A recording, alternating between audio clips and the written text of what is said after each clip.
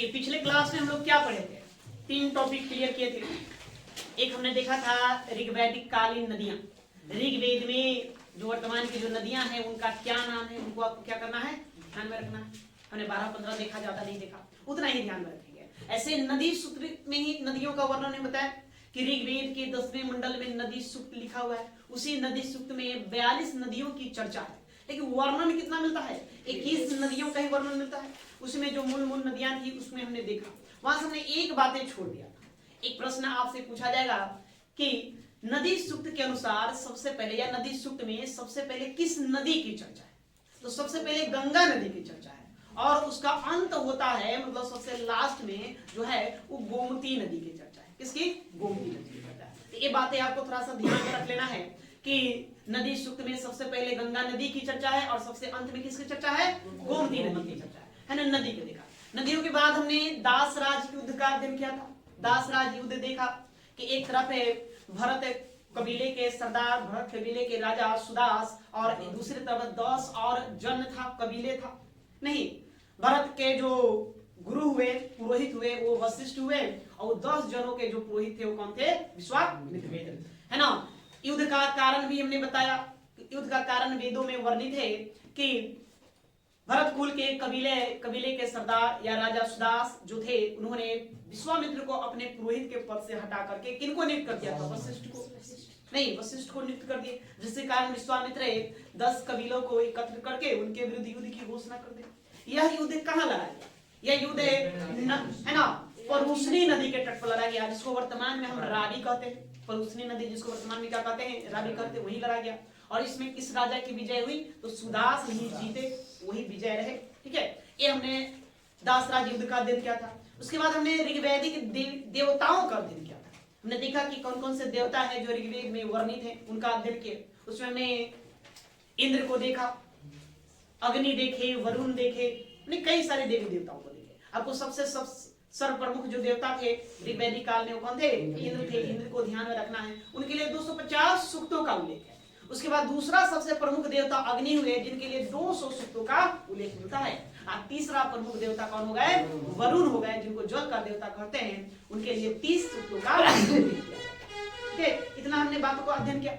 हमने ये भी बताया कि आपको ध्यान में रखना है, एक वेदांग है निरुक्त। निरुक्त वेदांग में इन वैदिक देवताओं को 3 कैटेगरियों में, 3 समूहों में बांट दिया गया। अंतरिक्ष का देवता, आकाश का देवता और पृथ्वी का देवता, उसमें 3 भाग में बना दिया गया। 3 भाग, जो 33 कुल देवताओं का उल्लेख ऋग्वेद में है, उसको उन्होंने कितने भागों में बांटा, 3 भागों में बांटा गया। निरुक्त में, निरुक्त जो वेदांग है उसमें इस प्रकार का विभाजन किया। उसी के तौर पर पूछा जाता है कि पृथ्वी का सर्वश्रेष्ठ देवता कौन, अंतरिक्ष का सर्वश्रेष्ठ देवता कौन और आकाश का सर्वश्रेष्ठ देवता कौन। तो पृथ्वी का सर्वश्रेष्ठ देवता किनको बताया, अग्नि को बताया। अग्नि को है ना प्रत्येक घर का अतिथि कहा गया है ना। इस भगवान और मनुष्य के मध्य मध्यस्थता का काम करते थे अग्नि, इसलिए पृथ्वी का सर्वश्रेष्ठ देवता अग्नि को बताया गया। आकाश का सर्वश्रेष्ठ देवता इंद्र नहीं, सूर्य को बताया गया। सूर्य, उन्हीं को तेज का देवता बताया गया। ठीक है, उसके बाद हमने इंद्र को देखा था, तो इंद्र को हमने किसका, अंतरिक्ष का, ब्रह्मांड का सर्वश्रेष्ठ देवता बताया। किनको बताया, इंद्र को बताया। इतना हम लोग अध्ययन कर दिए थे। नहीं, तो देवताओं के बाद ऋग्वेद में ही कुछ देवियों का भी उल्लेख है। आज हम पहले उन देवियों के बारे में जान लेते हैं, फिर आगे चलेंगे। तो हेडिंग देंगे ऋग्वैदिक कालीन देवियां।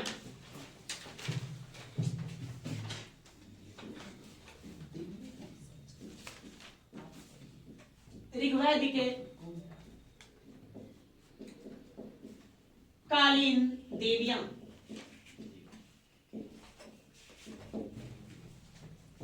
बिना देवियों को पढ़े हुए देवता कैसे पूर्ण है ना, देवी तो चाहिए ना। तो जज नहीं, यहाँ पर आपको ध्यान में रख लेना है किनको क्या कहा गया है, किस लिए पूजा है। वर्तमान हम कैसे करते हैं, विद्या चाहिए तो किनकी पूजा करेंगे, सरस्वती का। धन चाहिए तो लक्ष्मी का।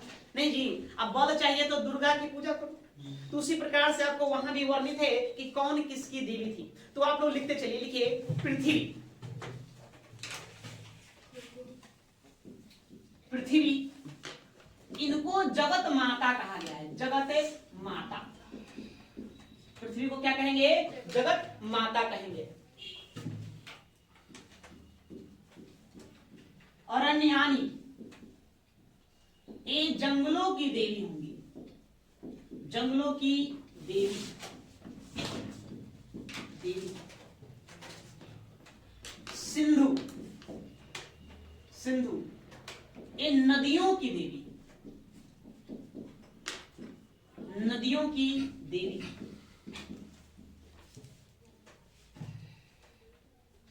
नदियों की देवी सरस्वती, सरस्वती उनका उल्लेख है तो विद्या की देवी, विद्या की देवी, देवी।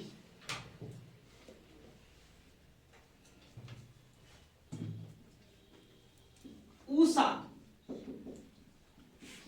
प्रातः काल की देवी, काल की देवी। अदिति, अदिति देवियों की महामाता, देवियों की महामाता, महामाता। मतलब जितने भी देवी हैं उनमें सबसे प्रमुख ऐसे किनको बताया गया, अदिति को बताया गया, मतलब देवियों की महामाता थी। ईला आराधना की देवी,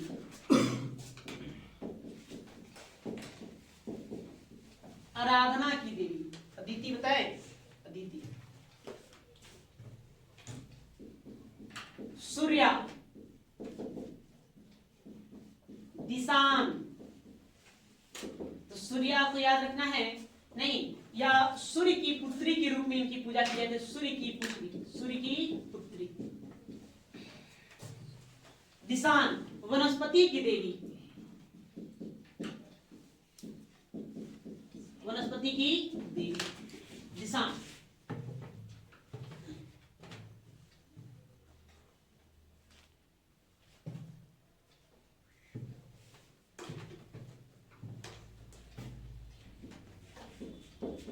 पूरा नदी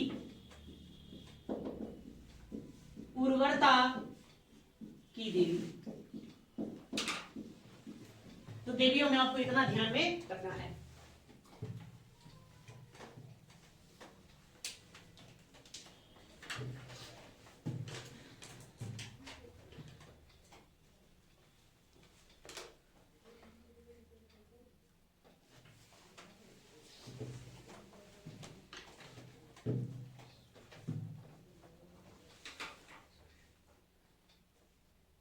तो देखिए ये 2 4 6 है ना, और ये 10 देवी को आपको ध्यान में रखना है जो ऋग्वेद में वर्णित है।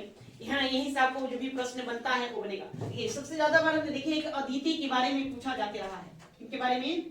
अदिति, अदिति के बारे में। अदिति को ध्यान में रखना है कि देवियों की महामाता थी। साथ में अदिति इन सूर्य की माता भी कहलाती है, सूर्य की माता, सूर्य की माता। सूर्य के पिता के बारे में देखें, धौ, धौ या इन्हीं को क्या कहा गया? धौस। ये कौन है? सूर्य के पिता हैं। और ऋग्वेद में वर्णित सबसे प्राचीन जो देवता है वो कौन है? धौ है ना। और सूर्य की जो माता है वो कौन हो गई? अदिति हो गई। पृथ्वी जगत माता, इनको क्या कहा गया? जगत माता कहा गया। अरण्य जंगलों की देवी होगी। सिंधु नदियों की देवी। सरस्वती विद्या की देवी। उषा प्रातः काल की देवी। उषा प्रातः काल, प्रातः काल को उषा बोलते हैं है ना। तो प्रातः काल की देवी अदिति देवियों की महामाता, या इनको हम कहेंगे सूर्य की क्या है? माता है। ईला आराधना की देवी ना। सूर्या, सूर्य की पुत्री का नाम हुआ सूर्या। सूर्या की पहचान सूर्य की पुत्री के रूप में की गई है, उन्हीं का उल्लेख किया गया है। दिशान ये वनस्पति की देवी हुई। अब पूरा मधी एक याद रखना है, एक उर्वरता की देवी, उर्वरता नहीं, ठीक है। तो इतना आपको देवियों को ध्यान में रखना है। अब आइए आगे चलते हैं।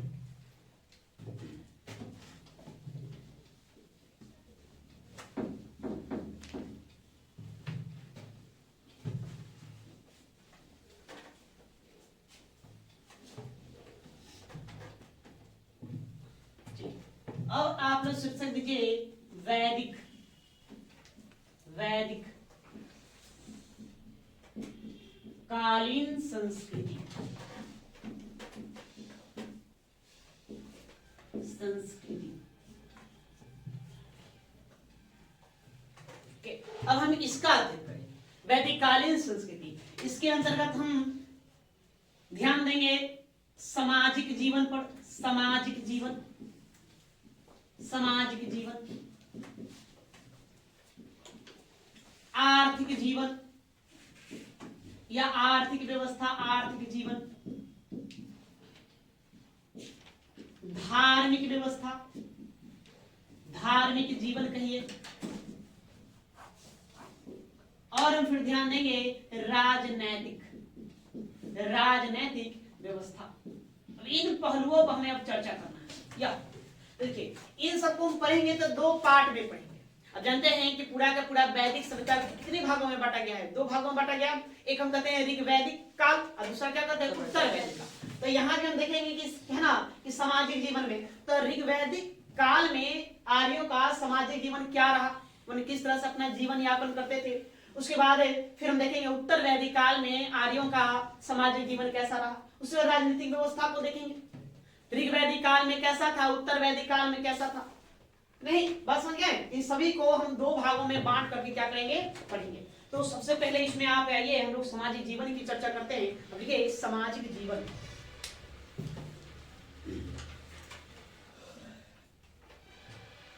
सामाजिक जीवन पहला डैश देंगे।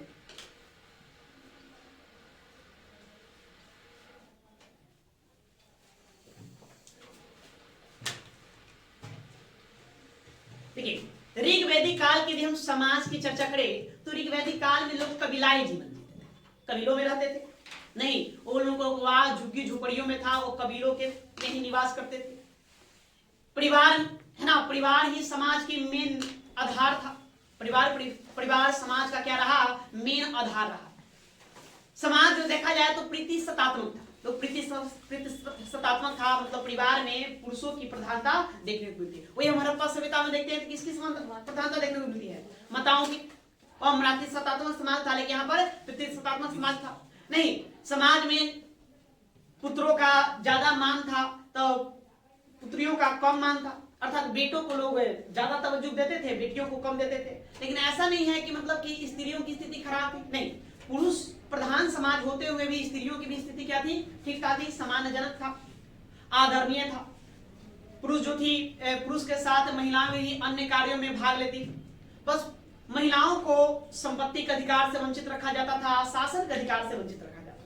तो ऋग्वैद काल का आप समाज देखेंगे तो वहां पर एक तरह से स्त्री पुरुष में ठीक ठाक समानता था। लोगों की पहचान गोत्र से होती थी, कुल की होती थी, कुल से होता था, मतलब कौन किस गोत्र से संबंधित है, कुल से संबंधित है, उसी के आधार पर व्यक्तियों की क्या किया जाता था, पहचान किया जाता था। समाज देखे तो समाज में वही 4 वर्ण व्याप्त थे, क्षत्रिय ब्राह्मण वैश्य शूद्र, वो 4 वर्ण व्याप्त थे, उसमें कोई कमी वाली बात नहीं थी। लेकिन ये जो वर्ण व्यवस्था था ऋग्वैदिक काल में, वो कर्म आधारित था, जन्म आधारित नहीं था। ये उत्तर वैदिक काल में हम चलेंगे तो क्या हो जाएगा, जन्म आधारित हो जाएगा। यहाँ पर भी कर्म आधारित है, जो जिस तरह का कार्य करता वो उसी प्रकार के जाति में, समुदाय में वो गिना जाता। ठीक है, यह ऋग्वैदिक काल का समाज था। तो ज्यादा नहीं, थोड़ा थोड़ा लिखेंगे, जितना हमको जरूरत है उतना लिखिए। ऋग्वैदिक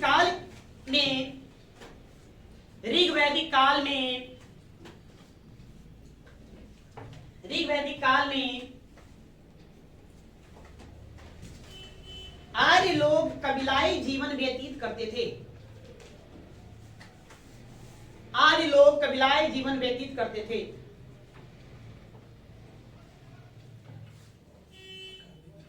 कबीलाई, कबीलों में रहते थे, जिसे कबीलाई जीवन कहेंगे, उसको कबीलाई जीवन व्यतीत करते थे।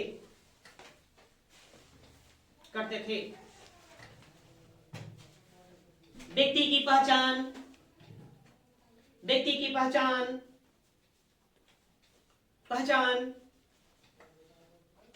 कुल या गोत्र से होता था। गोत्र से होता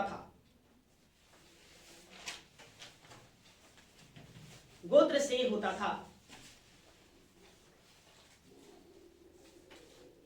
समाज पितृसत्तात्मक था।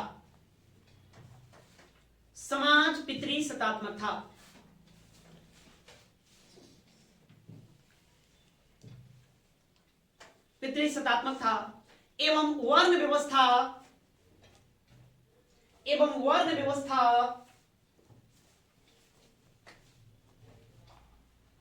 वर्ण व्यवस्था कर में प्रधान थी।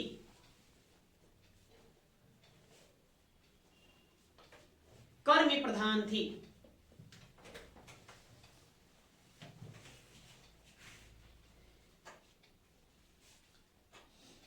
इस काल में समाज का आधार, इस काल में समाज का आधार परिवार था।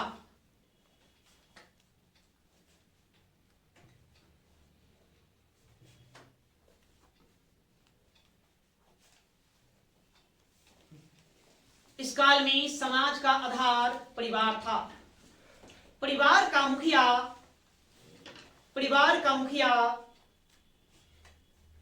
मुखिया पिता या बड़ा पुत्र होता था, या बड़ा पुत्र होता था। परिवार का मुखिया पिता या बड़ा पुत्र होता था। आज भी वही है। परिवार का मुखिया कौन होता है? पिता होता है ना। अब पिता ना हो तो जो घर का जो बड़ा बेटा है वही क्या होता है? परिवार का मुखिया बन जाता है। नहीं, हाँ, इसे कुलप या गृहपति, मतलब परिवार का जो मुखिया होता था उसे क्या कहते थे? इसे कुलप, कुलप, कुलप या गृहपति, गृहपति कहा जाता था।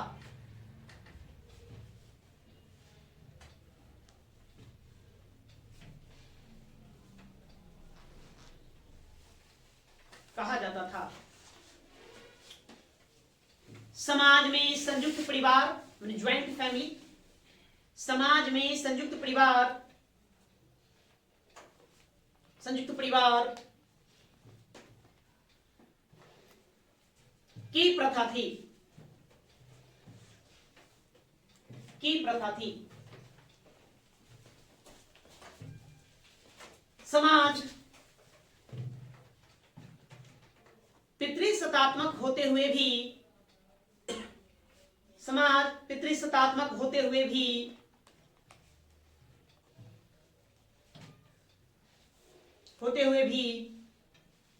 परिवार में स्त्रियों की स्थिति, परिवार में स्त्रियों की स्थिति आदरपूर्ण एवं सम्मानजनक थी, आदरपूर्ण एवं सम्मानजनक थी। परिवार में स्त्रियों की स्थिति आदरपूर्ण एवं सम्मानजनक थी।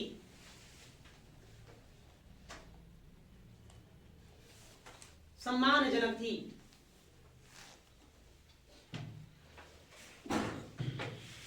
वे अपने पतियों के साथ,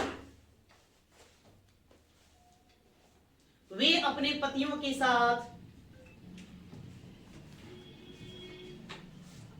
पतियों के साथ यज्ञ में आहुति दे सकती थी, यज्ञ में आहुति दे सकती थी।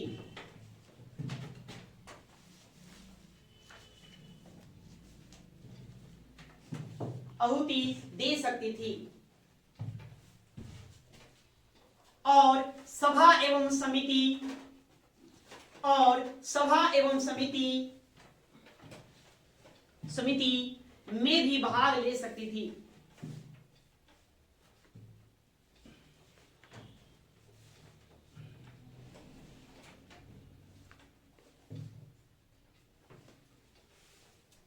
ले सकती थी। इस काल में स्त्रियों को, इस काल में स्त्रियों को, स्त्रियों को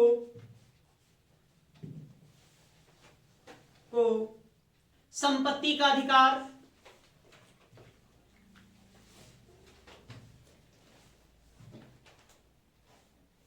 संपत्ति का अधिकार और प्रशासन में भागीदारी, और प्रशासन में भागीदारी से वंचित रखा गया था।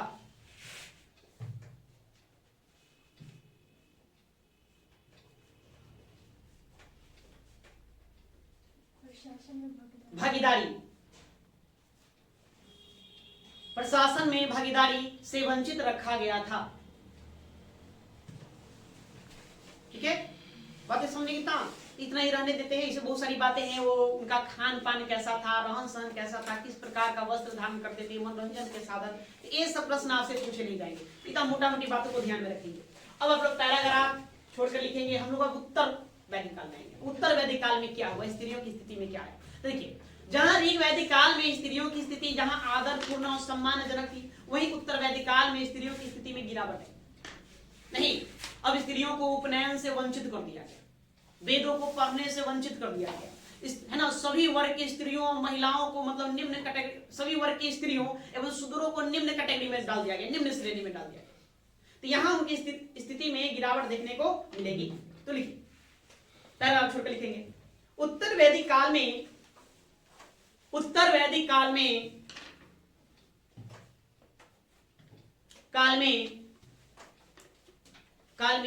आर्य लोग कबीलाई जीवन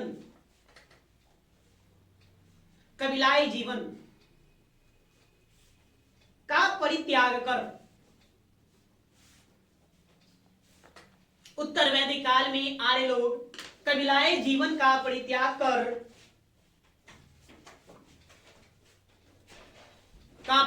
कर अस्थायी जीवन में प्रवेश कर गए।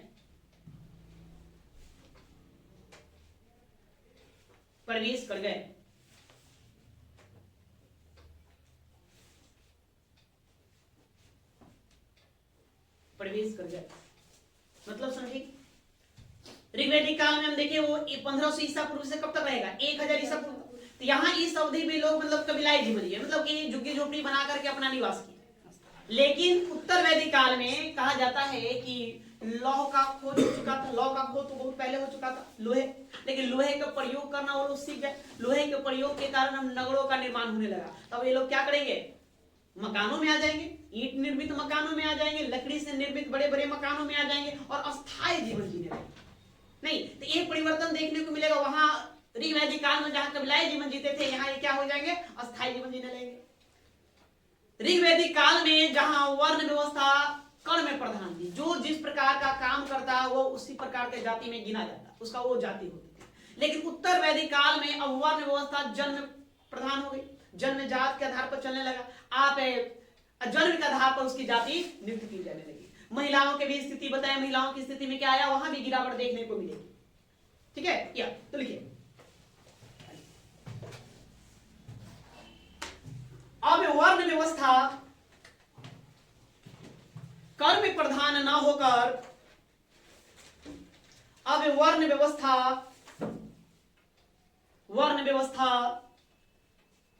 कर्म प्रधान ना होकर जन्म प्रधान हो गई।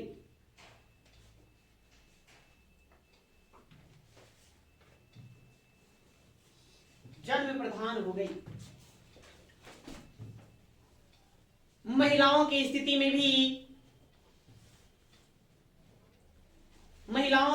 में भी गिरावट आई।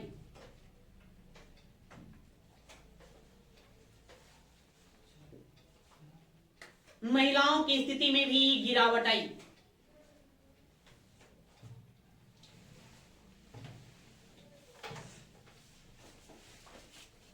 सभी वर्गों के महिलाओं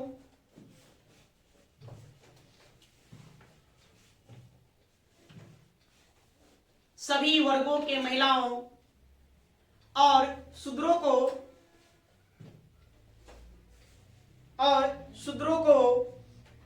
उपनयन से वंचित कर दिया गया। उपनयन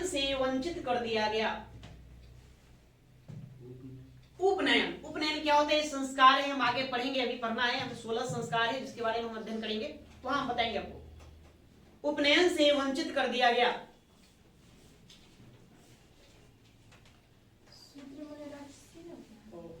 चार वर्ण व्यवस्था बताएं, ब्राह्मण, क्षत्रिय, वैश्य, शूद्र। तो शूद्र वो है जो चार वर्ण व्यवस्था था, उसमें वो शूद्र जिससे जो सबसे निम्न कैटेगरी मानी गई हो। क्या लिखा जी, उपनयन से वंचित कर दिया और इन्हें निम्न श्रेणी में रखा गया।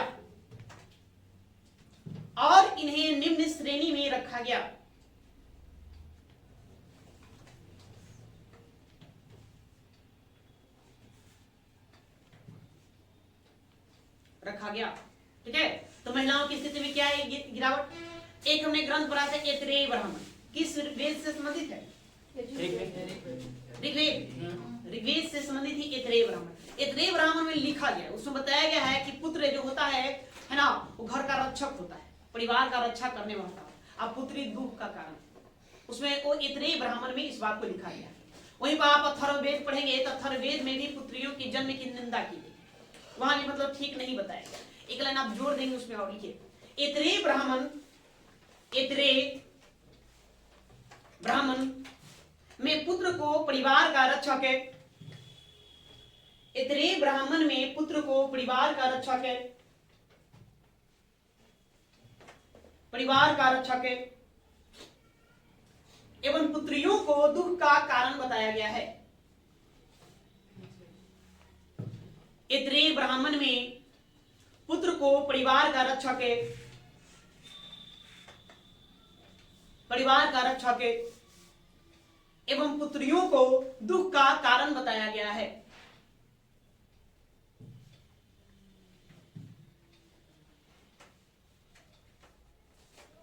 दुख का कारण बताया गया है। जबकि अथर्ववेद में,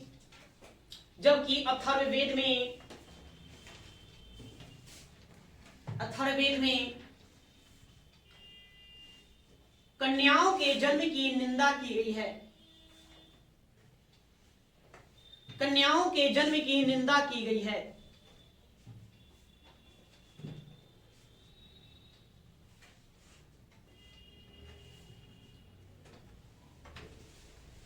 ऐतरेय ब्राह्मण को आप अंडरलाइन करिए, ऐतरेय ब्राह्मण को अंडरलाइन करेंगे।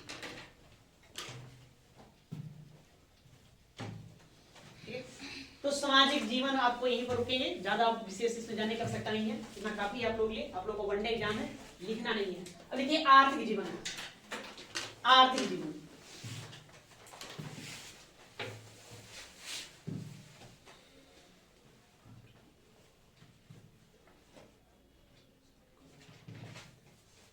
आर्थिक जीवन ये तो सबसे इंपॉर्टेंट है। किसी भी सभ्यता में देखेंगे बिना अर्थव्यवस्था कोई काम हो नहीं सकता है। तो इसको भी हम दो भाग में देखेंगे, ऋग्वैदिक काल और उत्तर वैदिक। नहीं, और हम सबसे पहले हम ऋग्वैदिक काल की हम चर्चा करें कि ऋग्वैदिक काल में आर्य लोगों का आर्थिक जीवन कैसा है, अर्थ की प्राप्ति के लिए वो क्या करते। तब देखें कि ऋग्वैदिक काल में लोग किस प्रकार जीवन जीते थे, कबीलाई जीवन। कबीलाई जीवन जीते थे तो वो लोग क्या करते, स्थान परिवर्तन भी करते थे, एक स्थान से दूसरे स्थान पर आते जाते थे। तो वैसी स्थिति में खेती कर पाना उस तरह का उचित नहीं है। ठीक है, तो वो लोग क्या करते थे, पशुपालन पर मूलतः ध्यान देते थे। मूलतः किस पर ध्यान देंगे, पशुओं के पालन पर ध्यान देंगे। पशुपालन ही ऋग्वैदिक आर्यों का प्रमुख व्यवसाय।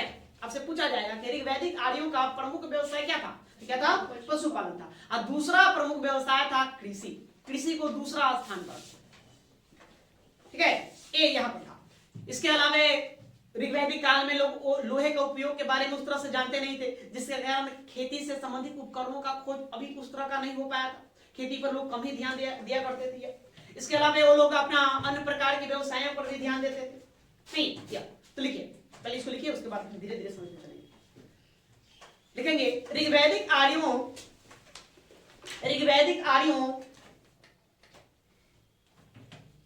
आर्यों की संस्कृति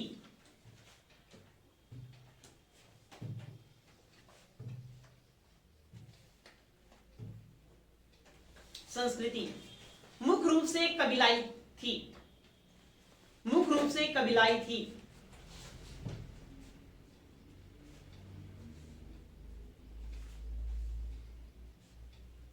कबीलाई थी। उनके आर्थिक जीवन का मूलभूत आधार, उनके आर्थिक जीवन का मूलभूत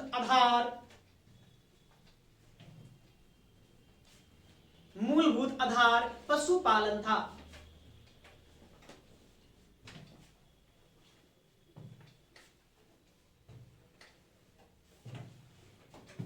पशुपालन था। वे लोग गाय,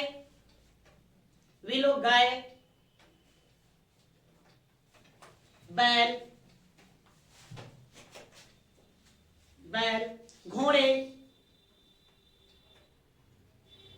घोड़े, बकरे, बकरे, कुत्ते इत्यादि पालते थे।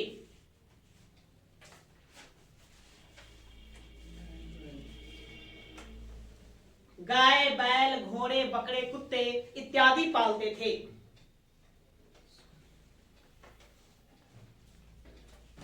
ठीक है। अब आपसे यहां से प्रश्न बनेगा यहां से कि आर्यों का सबसे महत्वपूर्ण पशु कौन था, आर्यों का सबसे प्रिय पशु कौन था। तो 2 प्रश्न यहां सबसे पूछे जाएंगे। सबसे महत्वपूर्ण पूछेगा था गाय, गाय को लोग सबसे पवित्र मानते नहीं, पशुओं में गाय सबसे महत्वपूर्ण था, है ना। वेदों में गाय को अघन्य लिखा गया है। क्या लिखा गया है? अघन्य। उसके लिए अघन्य शब्द का प्रयोग किया गया है। अघन्य, अघन्य मतलब न मारने योग्य, या उसको बहुत ज्यादा महत्व देते थे। यहां तक कि वेद को आप अध्ययन करे थे, वेदों में ये भी बताया गया है कि ईश्वर की उत्पत्ति भी गायों से हुई है। लोग एक दूसरे की गायें चुरा लिया करते थे, नहीं, गायों के चोरी होने के कारण युद्ध हो जाया करता था। लड़ाई का मुख्य कारण था क्या था? गाय। लोग उसको चुरा लिया करते थे। तो गाय को सबसे पवित्र माना गया है, सबसे महत्वपूर्ण माना गया है ऋग्वैदिक काल में। उसके बाद घोड़ा उन लोगों का सबसे प्रिय पशु था। तो घोड़ा प्रिय पशु क्यों ना हो, है ना, वाहन के तौर पर उसका यूज करते थे, युद्ध में महत्वपूर्ण भूमिका निभाता था घोड़ा। तो घोड़ा उनका क्या रहा? सबसे प्रिय पशु रहा। तो 2 बातें आपको ध्यान में रखना है। सबसे महत्वपूर्ण पशु में पूछे तो क्या देंगे? गाय देंगे, सबसे पवित्र पशु गाय। और सबसे प्रिय पूछेगा तो क्या बताएंगे? घोड़ा। घोड़ा को ध्यान में रखना है। गाय को कितनी बार उल्लेख किया गया है ऋग्वेद में? 176 बार। 176 बार। बैल, बैल की चर्चा नहीं किया, 170 बार। अश्व, अश्व मतलब घोड़ा, 215 बार। 215 बार उल्लेख किया गया। तो सबसे प्रिय आप देखेंगे तो कौन होंगे? नहीं, जन्म यदि पशुओं में पूछेगा तो पशुओं में सबसे ज्यादा बार ऋग्वेद में किसका उल्लेख मिलता है? किससे मिलता है? अश्व का मिलता है। उसके बाद फिर गाय का मिलेगा, फिर किसका मिलेगा? बैल का मिलेगा। 3 बातें को आपको ध्यान में रखना है। तो लिखिए, लिखेंगे पशुओं में गाय सबसे महत्वपूर्ण थी। पशुओं में गाय सबसे महत्वपूर्ण थी।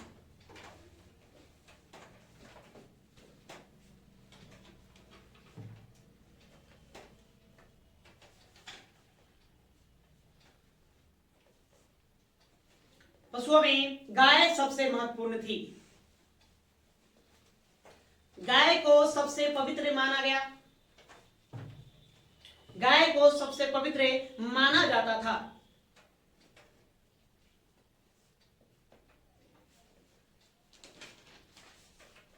गाय को सबसे महत्वपूर्ण माना जाता था। पवित्र माना जाता था, पवित्र माना जाता था। और उसे अघन्य, यानी अघन्य, अघन्य की संज्ञा दी गई है, और उसे अघन्य की संज्ञा दी गई थी।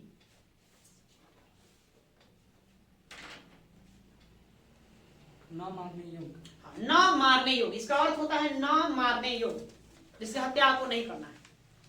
गायों की हत्या पर प्रतिबंध लगाया गया है ऋग्वेद में। जब ईश्वर का उत्पत्ति जन्म किससे माना गया? गाय से माना गया। तब इसी से आप अंदाजा लगा सोच सकते हैं।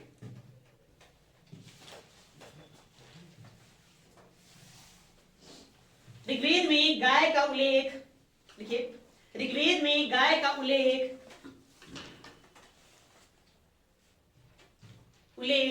176 बार,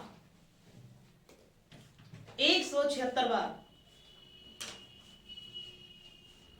और बैल का उल्लेख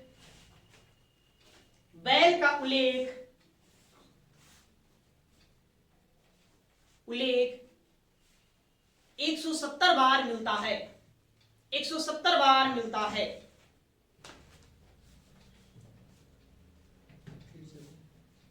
ऋग्वेद में गाय का उल्लेख 176 बार और बैल का उल्लेख 170 बार मिलता है। उसी में जुड़िए, घोड़ा आर्यों का सबसे प्रिय पशु था।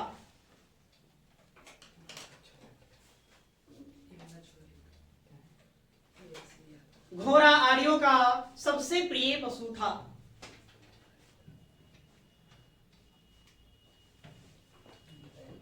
सबसे प्रिय पशु था, जिसकी सहायता से वे युद्धों में विजय प्राप्त करते थे। विजय प्राप्त करते थे।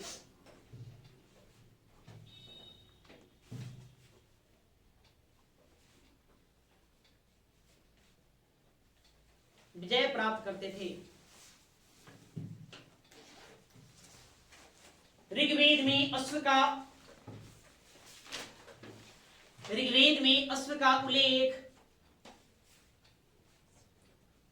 उल्लेख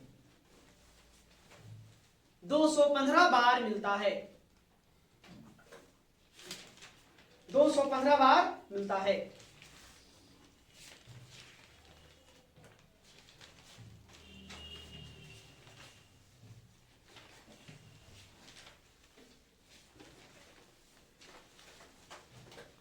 दो 215 बार मिलता है।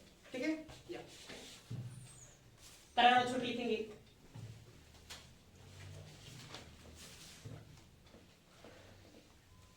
पशुपालन के बाद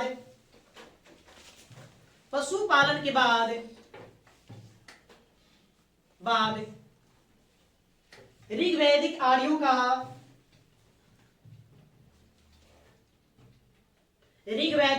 का दूसरा प्रमुख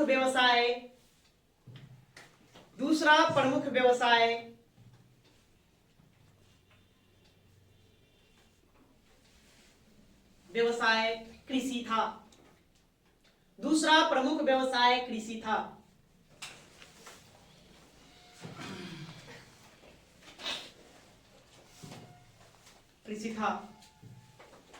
ऋग्वेद में कृषि से उत्पन्न होने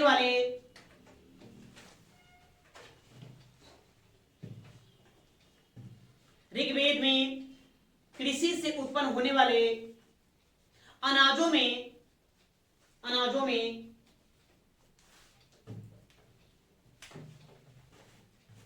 अनाजों में यौ का अर्थ होता है जौ। क्या होता है? जौ। और धान का अर्थ होता है अन्न। ऋग्वेद में कृषि से उत्पन्न होने वाले अनाजों में यौ और धान्य का वर्णन मिलता है। यौ और धान्य का वर्णन मिलता है।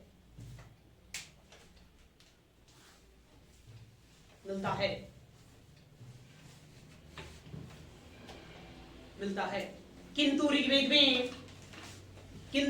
ऋग्वेद में चावल का उल्लेख नहीं है। किसका? अब यहां ध्यान देंगे कि चावल का उल्लेख नहीं मिलता। हाँ, प्रश्न पूछा गया है कि है ना, निम्नलिखित किस अनाज का उल्लेख ऋग्वेद में नहीं मिलता? तो किसका? चावल का उल्लेख नहीं मिलता है।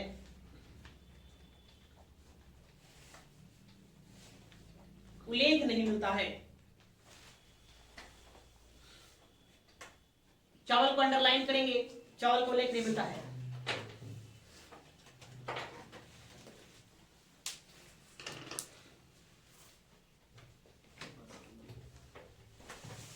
ठीक है, अब आगे थोड़ा सा व्यवसाय देखिए। पशुपालन और कृषि के अतिरिक्त, उसमें लिखिए पशुपालन और कृषि के अतिरिक्त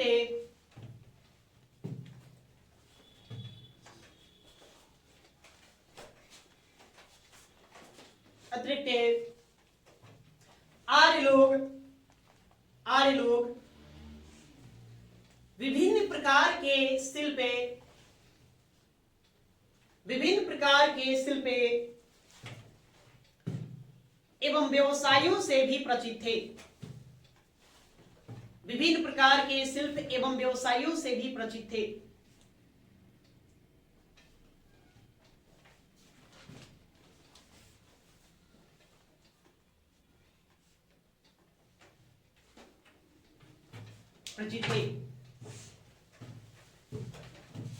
व्यवसाय शिल्पियों में, असली के शिल्पियों में तथा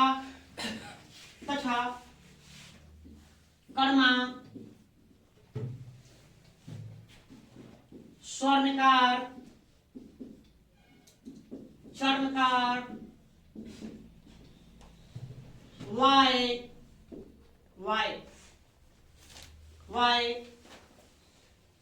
वाय का अर्थ होता है जुलाहा, जुलाहा, जुलाहा। कुंभकार, कुंभकार,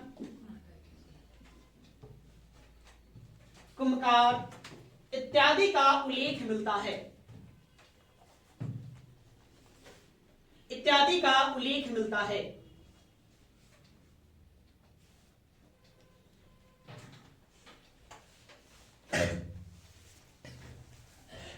उल्लेख मिलता है। ठीक है, देखिए एक प्रश्न पूछा गया है कि ऋग्वैदिक काल में शिल्पियों का मुखिया कौन था। शिल्पियों का मुखिया कौन था कहने का मतलब सबसे प्रमुख इसमें से कौन था? नहीं, तछा। तछा का अर्थ होता है बढ़ई। इसका क्या अर्थ होता है? बढ़ई।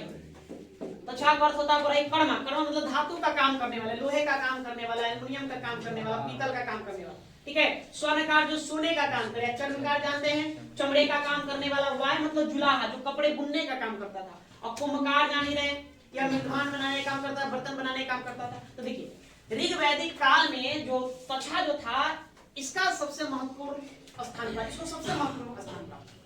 नहीं, समाज में इसकी महत्ता ज्यादा थी। क्यों ज्यादा थी इसकी महत्ता? क्योंकि रथों के कारण ये बढ़ई थे, तो बढ़ई थे ये लोग क्या करते थे? रथ बनाते थे। तो रथों बनाने के कारण ये सबसे महत्वपूर्ण शिल्पकार था। और है ना, सभी शिल्पकारों का मुखिया कौन हुआ करता था? तो तछा हुआ करता था। तछा, आपको ध्यान है, तछा मतलब बढ़ई। एक लाइन खाली ये जोड़ लिखो। आर्यों के देखिए शिल्पियों का मुखिया, शिल्पियों का मुखिया, शिल्पियों का मुखिया संभवतः तछा था। तछा, तछा था। शिल्पियों का मुखिया संभवतः तछा था। आर्यों के जीवन में, आर्यों के जीवन में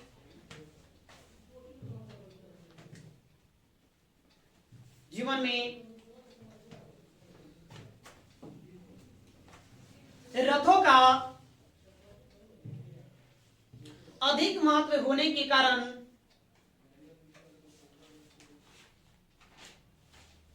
आर्यों के जीवन में रथों का अधिक महत्व होने के कारण, अधिक महत्व होने के कारण समाज में तछा की महत्ता ज्यादा थी। समाज में तछा की महत्ता ज्यादा थी।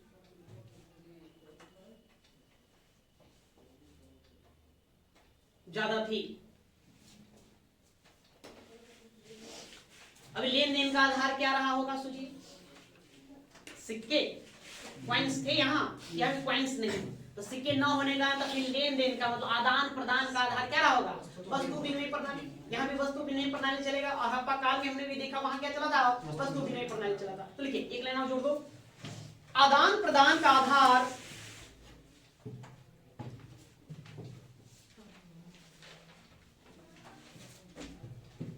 आदान प्रदान का आधार वस्तु विनिमय प्रणाली था। वस्तु विनिमय प्रणाली था।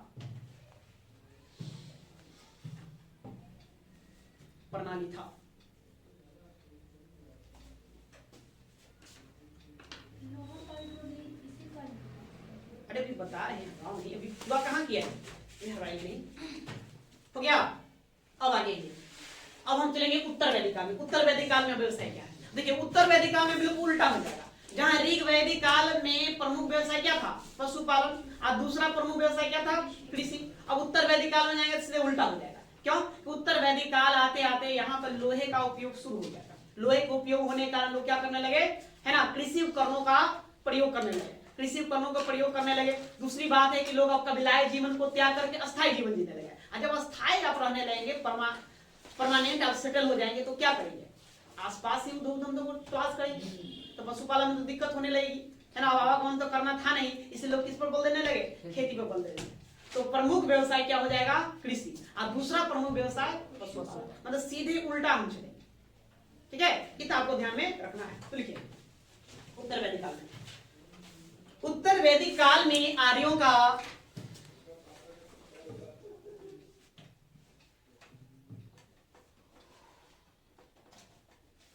उत्तर वैदिक काल में आर्यों का प्रमुख व्यवसाय,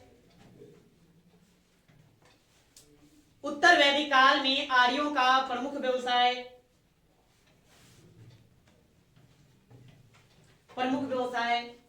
कृषि और दूसरा प्रमुख व्यवसाय पशुपालन हो गया।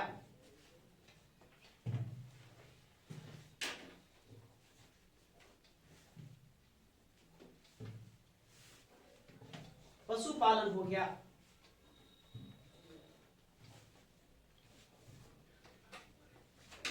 पालन हो गया। संभवतः लौह तकनीक, संभवतः लौह तकनीक के प्रयोग ने, संभवतः लौह तकनीक के प्रयोग ने कृषि में महत्वपूर्ण भूमिका निभाई। कृषि के विकास में, ऐसे लिखेंगे, कृषि के विकास में महत्वपूर्ण भूमिका निभाई।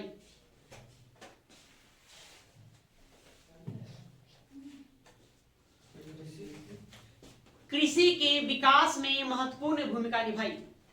संभवतः लौह तकनीक ने या लौह तकनीक के प्रयोग ने कृषि के विकास में महत्वपूर्ण भूमिका निभाई।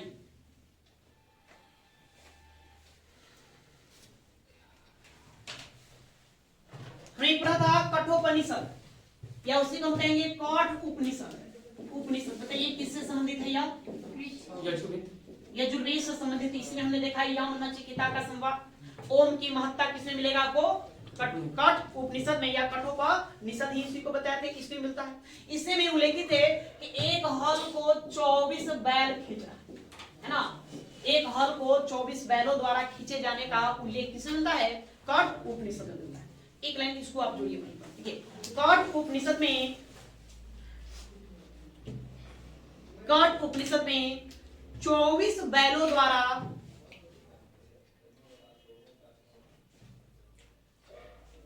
कठ उपनिषद में 24 बैलों द्वारा खींचे जाने वाले रथों का उल्लेख मिलता है।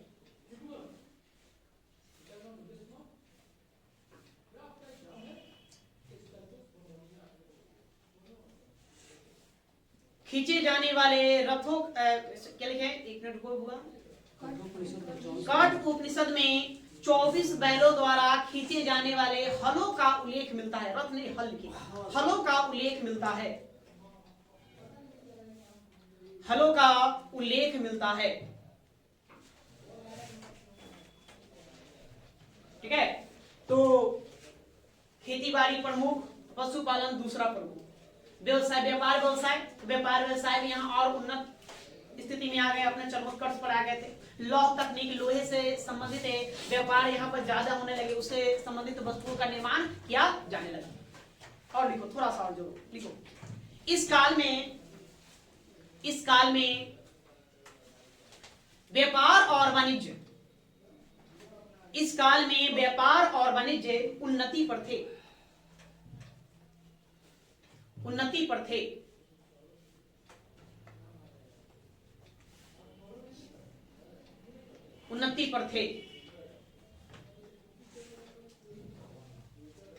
ग्रंथों में व्यापारियों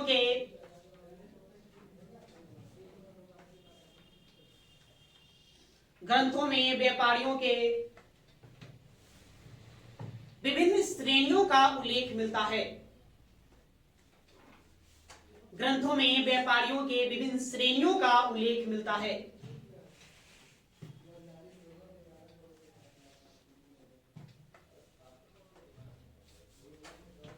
जिनमें श्रेष्ठिन,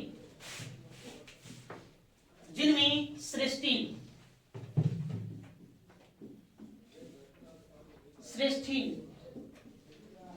सबसे प्रधान व्यापारी होता था।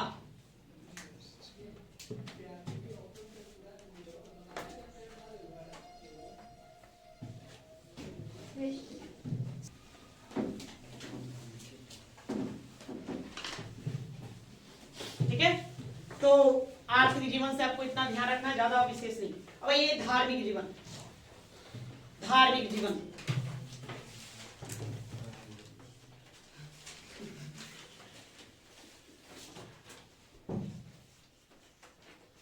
क्या हो गया विनाश?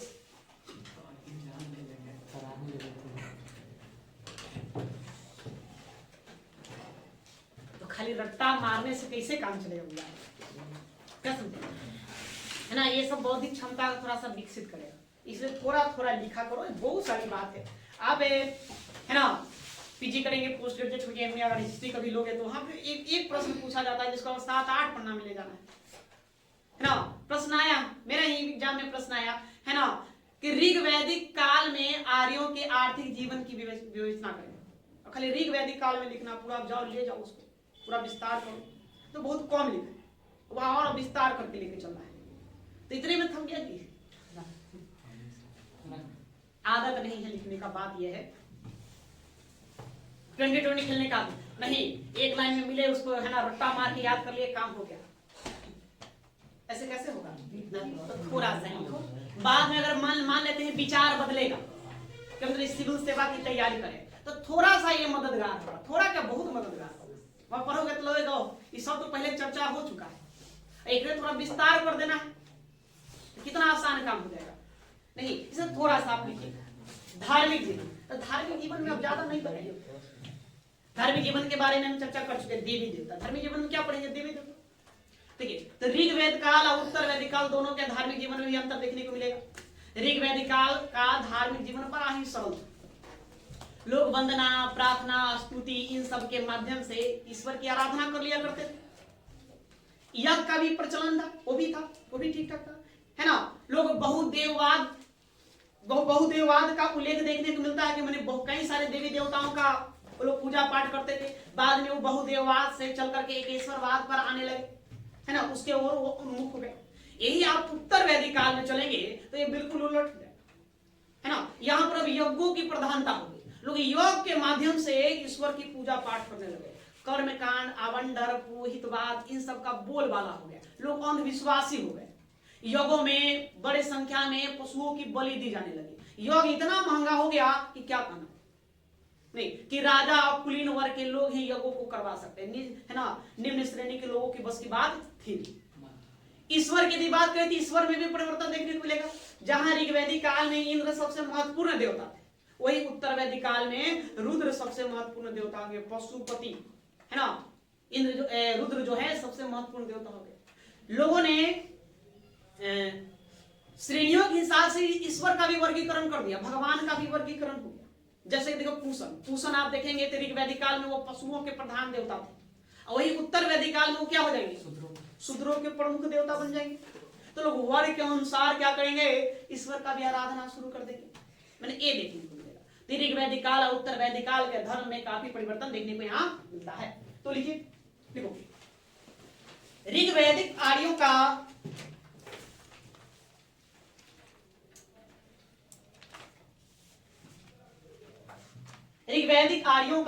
धार्मिक जीवन बड़ा ही सरल था।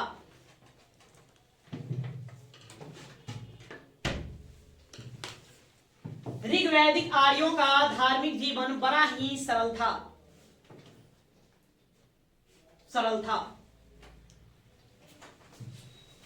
वे लोग भारी संख्या में देवी देवताओं की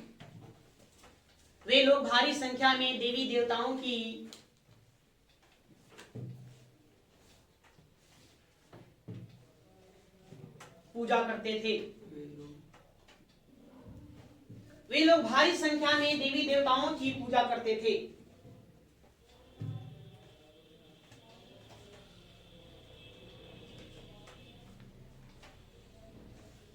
उनका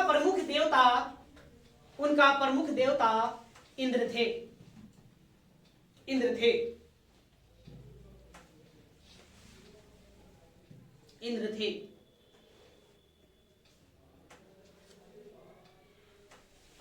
इंद्र थे। वे लोग स्तुति, वंदना, प्रार्थना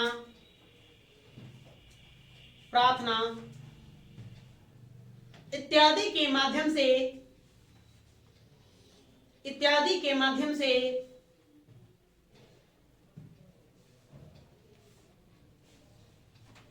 देवी देवताओं की आराधना करते थे। देवी देवताओं की आराधना करते थे।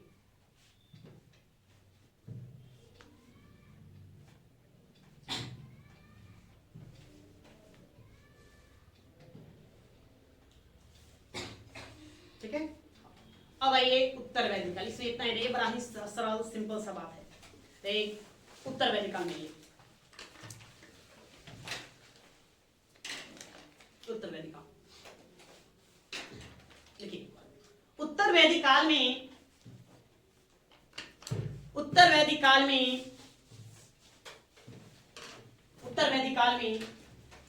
आर्यों के विचारधारा में व्यापक परिवर्तन हुआ। उत्तर वैदिक काल में आर्यों के विचारधारा में व्यापक परिवर्तन हुआ।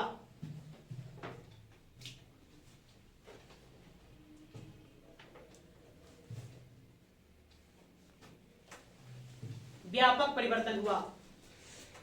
ऋग्वेदी के धार्मिक जीवन बड़ा ही सरल था, किंतु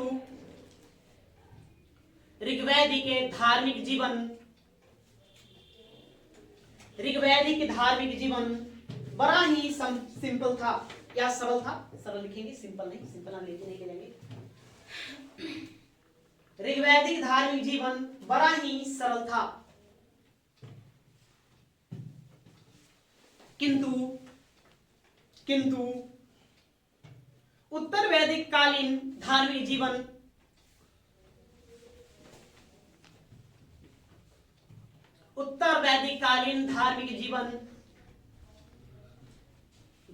जीवन आडंबरपूर्ण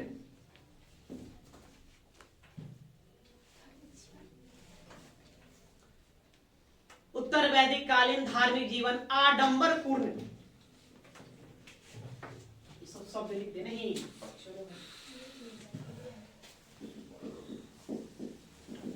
आडंबरपूर्ण, कर्मकांड, रूढ़िवादी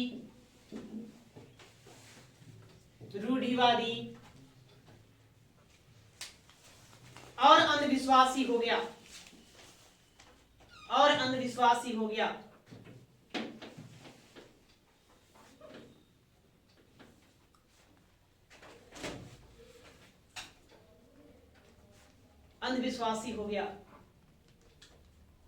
धार्मिक जीवन पर पुरोहितों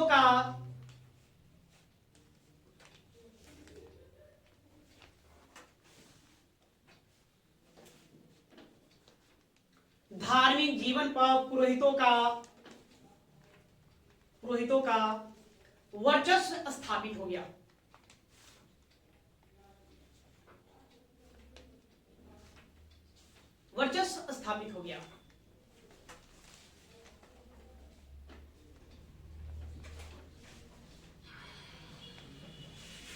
ठीक है।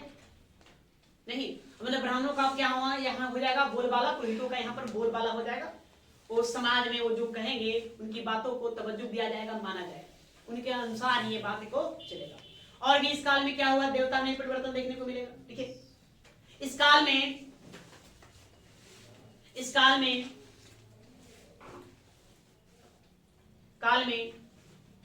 इंद्र के स्थान पर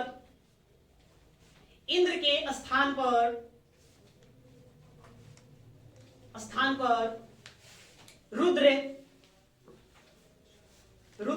कोष्ठ में लिखिए पशुपति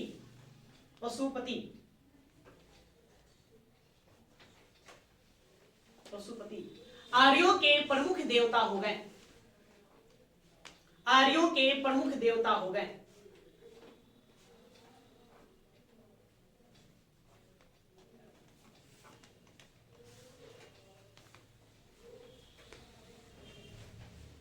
देवताओं के संबंध में भी,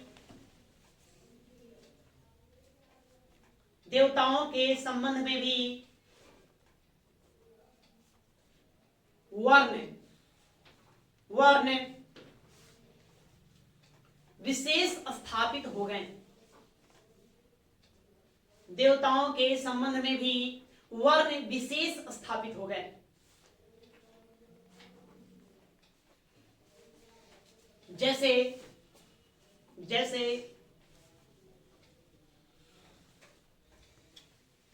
ऋग्वैदिक काल में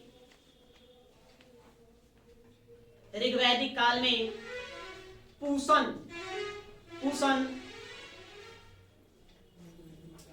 जैसे ऋग्वैदिक काल में पूषण के बारे में पढ़े हम लोग। पूषण पशुओं के देवता थे, पशुओं के देवता थे। लेकिन इस काल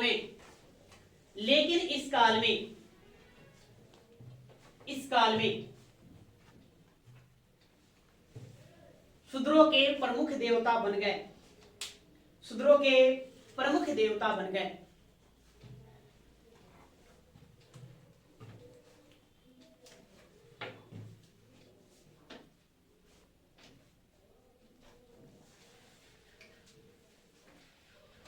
और लिखोगे खा गया सब चीज। अच्छा तो क्या लाइन और लिखो। ठीक है। प्रार्थना के स्थान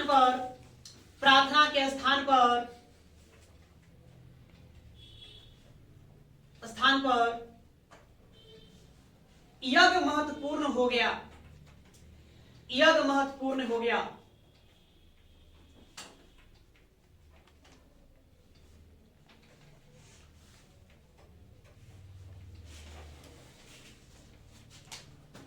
यज्ञों में अत्यधिक संख्या में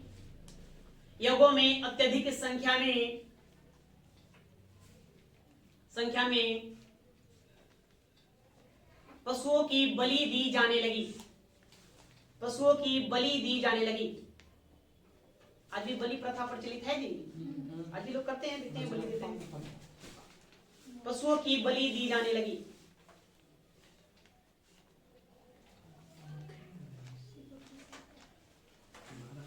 अब आप लोग रहने दीजिए, बहुत सारी बातें हैं। नहीं, ये यज्ञ जो था कोई आसान काम था नहीं, बड़ा महंगा हो गया।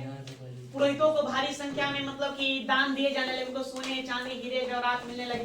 पशुओं को भी बड़ी भारी संख्या में हत्या की जाने लगी। मतलब इस प्रकार से यह कर्मकांड अंधविश्वास यहाँ पर व्याप्त हो गया इस समाज में। ठीक है, चलो आज के लिए इतना ही रहने देते हैं। एक और आपका रह जाएगा राजनैतिक जीवन, हेडिंग देकर छोड़ दीजिए, इसको हम कल पढ़ेंगे। राजनैतिक जीवन